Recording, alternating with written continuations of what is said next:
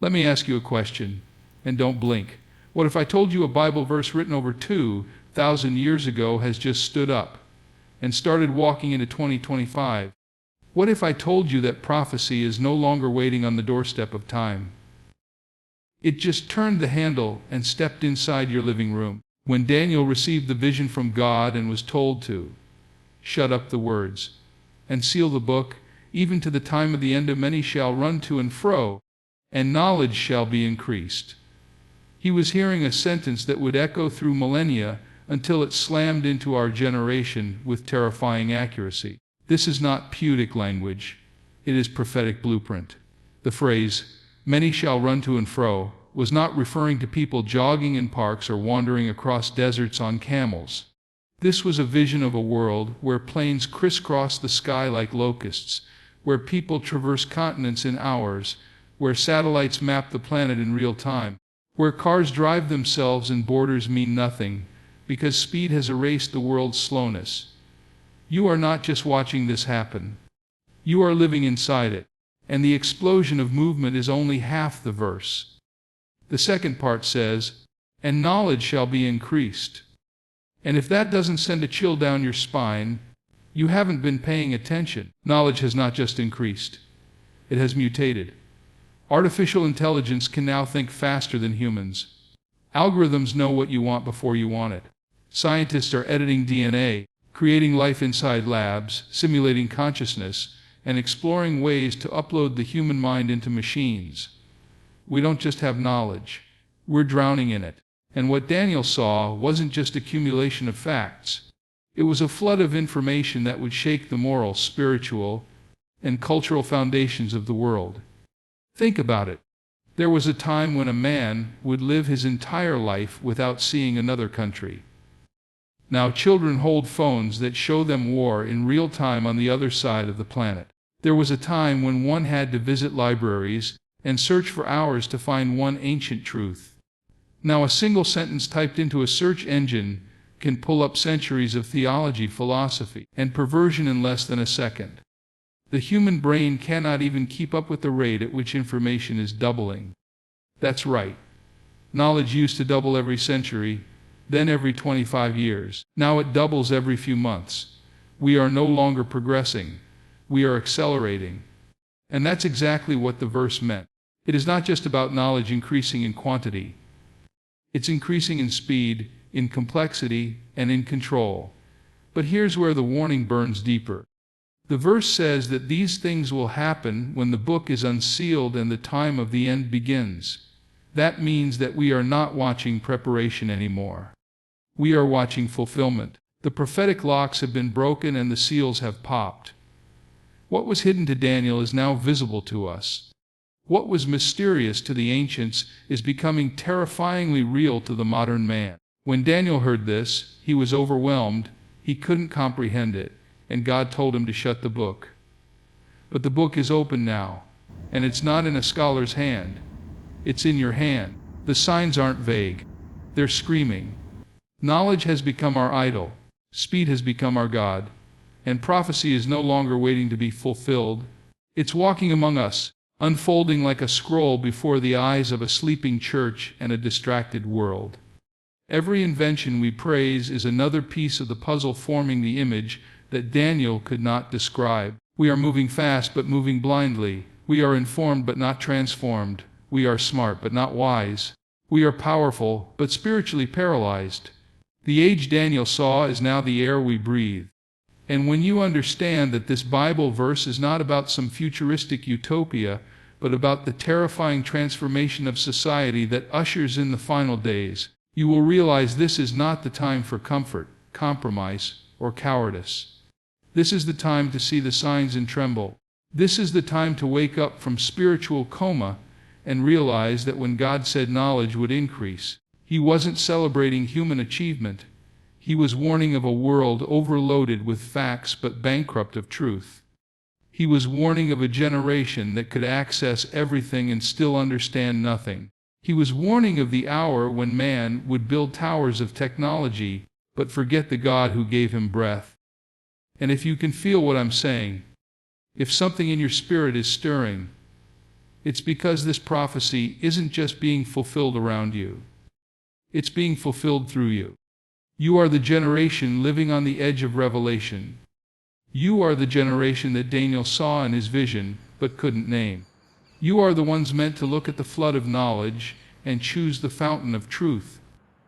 You are the ones meant to travel the highways of this earth, but walk the narrow path of righteousness.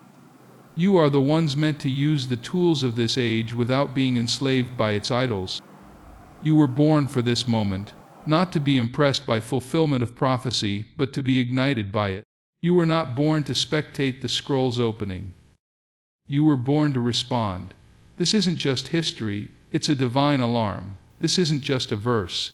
It's a battlefield map. This isn't just about speed and knowledge. It's about a collision between eternity and time. You are in it now. And every single like on this message isn't just an algorithm boost. It's a declaration that someone out there still believes this verse matters.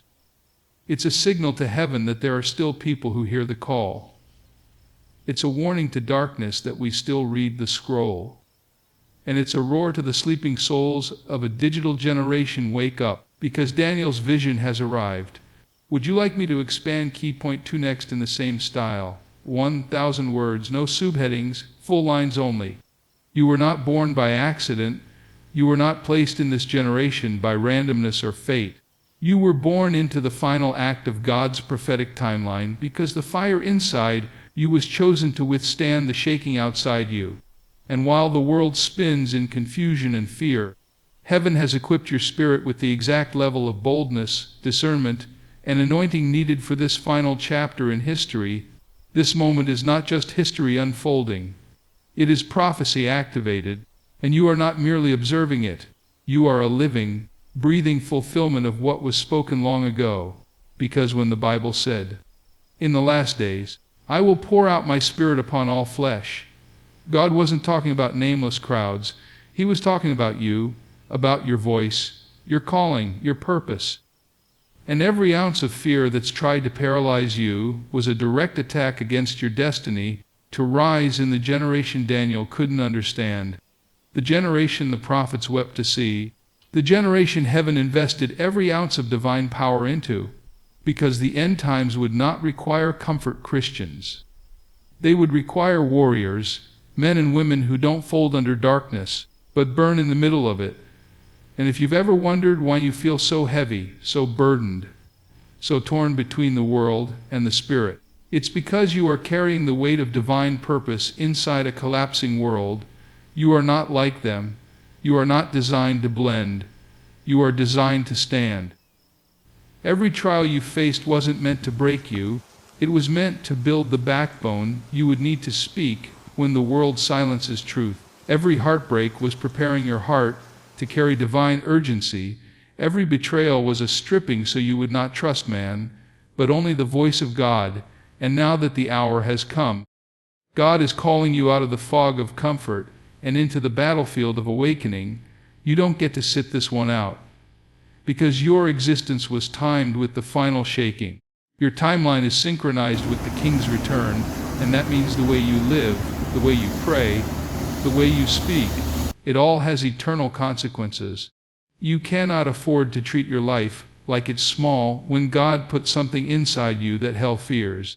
You cannot afford to waste your days numbed by entertainment and scrolling when angels are waiting for your obedience to activate supernatural intervention. You cannot afford to believe the lie that you are insignificant, because demons don't attack the weak. They attack the dangerous. And the intensity of your warfare is not a sign you're losing. It's confirmation you're rising. And the reason hell is furious is because it sees what you're about to become. The enemy would not target you if you were powerless, but because you were born in the hour where prophecy is colliding with reality. Your birth became a threat, your voice became a weapon, and your presence in this time became a countdown to his defeat. So if you've been tired, if you've been overwhelmed, if you've been tempted to shut down, that's not just life. It's spiritual sabotage designed to keep you from unlocking the power God buried inside you before you ever took your first breath. And when God formed you in the womb, He didn't just give you eyes, He gave you vision. He didn't just give you breath, He gave you fire. He didn't just give you hands, He gave you authority. And now the time has come to rise into the very calling your soul has been aching for. This is not the time to shrink. This is not the time to blend. This is the time to walk into rooms and shift the atmosphere, to speak truth in love, but with thunder behind your voice, to refuse the compromise that has watered down the church and ignite the flame that causes the world to stare and wonder who you are. You were born for such a time as this. You are the Esther of this hour, the Joseph in a famine, the David staring down giants with a sling of faith. And the very reason your life has felt like a war zone is because you are on enemy soil with heaven's mission in your mouth. Every scare you carry is not a mark of shame. It's a seal of survival, proof that what was sent to destroy you only revealed the unstoppable fire of God in you. And now the end time hour is here. The last trumpet is echoing in the spirit, and God is not looking for the popular, He's looking for the available, not the perfect, but the surrendered, not the qualified, but the obedient. And if you would simply say yes, He would ignite your life into a blaze that pierces the darkest corners of this generation, because the world doesn't need another influencer. It needs intercessors. It doesn't need another trend. It needs truth, and you carry what cannot be replicated, what cannot be canceled, what cannot be copied by algorithms or silenced by demons. Every single like on this message will not just push content, it will push back the fog that's suffocating this generation. Every single like is a declaration that the sleeping church is waking up, that the misfits are finding their roar, that the overlooked are stepping into their mantle. Every single like will break chains in the background, push this message into the souls that are hanging on by a thread, launch this fire into the veins of young warriors who thought they were weak, but are actually God's secret weapons. Because this isn't just a video, this is a divine appointment, this is a call to arms, this is a shaking of slumbering hearts, this is not entertainment, it is spiritual warfare broadcast through pixels and sound waves. And the reason you're still reading is because your spirit recognizes that this isn't ordinary. This is destiny calling you by name. This is heaven reaching through the noise saying, you were not created to survive the end. You were created to confront it. And no demon in hell can stop a child of God who realizes who they are and whose time they're living in.